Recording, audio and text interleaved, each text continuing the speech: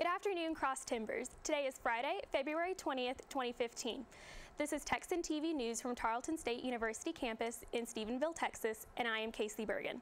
Today's top story. In local news, the trial against Eddie Ray Routh, the man accused of killing American sniper Kasey Kyle and his friend Chad Littlefield, continued yesterday afternoon and this morning.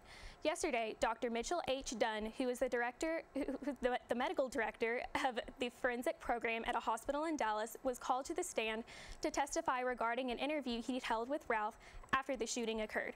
Routh told Dunn that about various delusions that he had been having before the shooting, including the paranoid belief that his neighbor was a cannibal and that his girlfriend, Jennifer Weed, was a pig-human hybrid. Dr. Dunn relayed the events of February 2nd, 2013 as they had been told to him by Routh.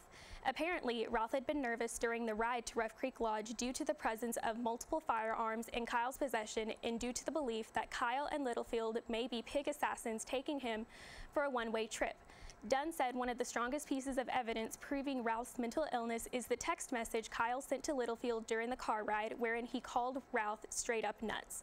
When Dr. Dunn was passed to the prosecution for questioning, Prosecutor Jane Starnes asked him about the differences between the legal and medical definitions of the word insane. By the end of the day, the defense had rested its case, and court resumed this morning, where the prosecution began to present its rebuttal evidence. Dr. Randall Price was called to the stand first, and he confirmed that mental illness is different from insanity by law. Price said he interviewed Routh about everything that happened and said it was hard to get consistent answers from him because most of Routh's answers tended to change. Price said that Routh did not know that he did know, what he was doing was wrong, but he did it anyway. He believes that Routh was intoxicated at the time the murders were committed, and that largely caused the actions. Price said that Routh has paranoid personality disorder, in that the person affected believes that someone is trying to harm and deceive them. And now we have a video from our reporter Bethany Kyle from Texan News Service giving us updates on what happened this morning at the courthouse during the trial.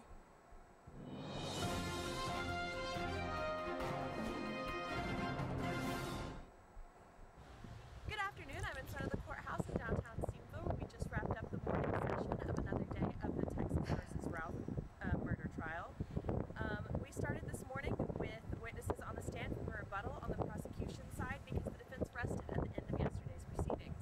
To start the day, the jury heard a recording of a conversation that Routh had over phone with a reporter from The New Yorker 13 days after he was incarcerated.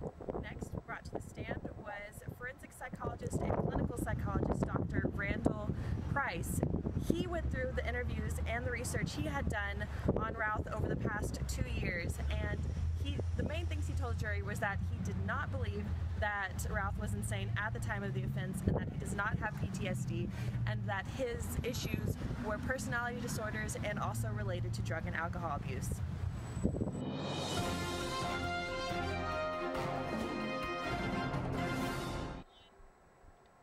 All right, thanks for that report, Bethany. In campus news, Tarleton students received an email yesterday afternoon from the Office of Student Life regarding the tuberculosis health alert. The Department of State Health Services will be screening students and faculty who were in the same classes as a student with a confirmed case of tuberculosis in fall 2014.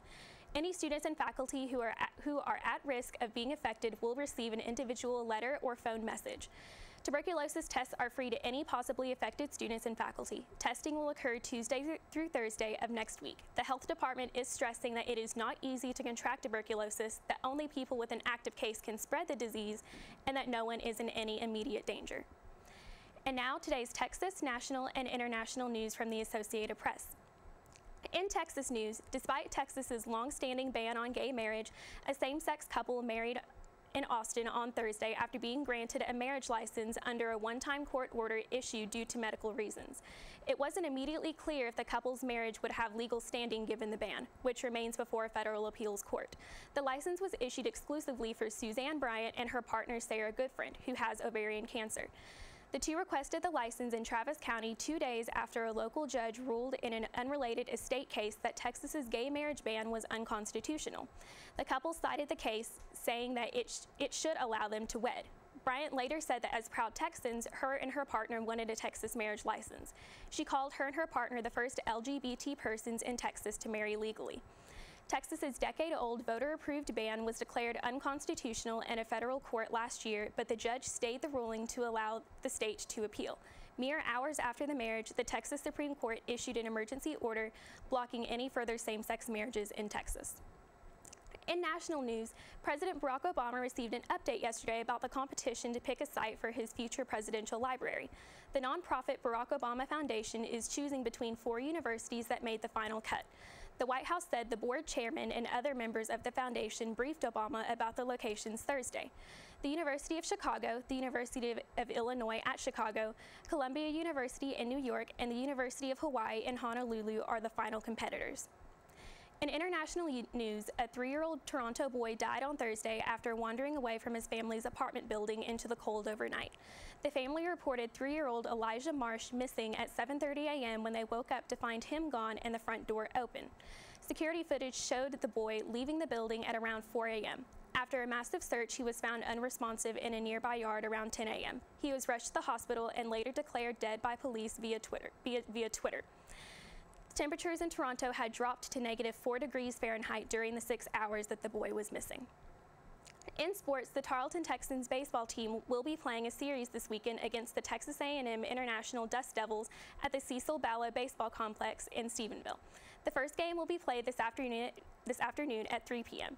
2 games will be played tomorrow at 1 and 3 in the afternoon, and the final game will be played on Sunday at 1.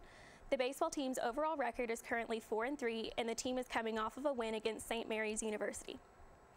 Today's weather has been cloudy and a little cool, but we can expect to warm up to 73 with a low of 55 tonight. Tomorrow we'll have a high of 64 and a low of 41. A cold front is expected to move in during Saturday night, which will give us a high on Sunday of 45 and a low of 28. Today's broadcast was produced by Macy Raymer, Daniel Houston, and Dalton Wolverton. You can watch Texan TV News live Monday through Friday at 12:30 p.m. on Northland Cable Channel 9. Don't forget to tell your friends about us and become a fan of us on Facebook. I'm Kasey Burgan. Tune in on Monday for the latest news from the Tarleton State University campus in Stephenville, Texas.